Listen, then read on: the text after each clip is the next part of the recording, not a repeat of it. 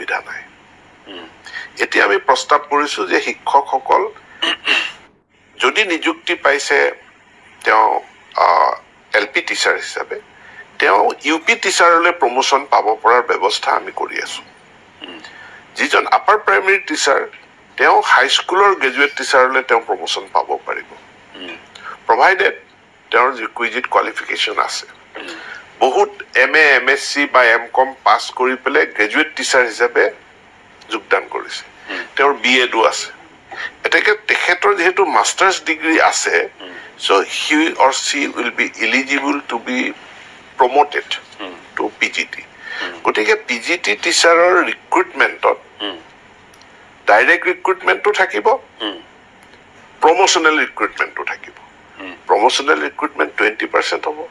direct recruitment 80% হ'ব এইবিলাক কথা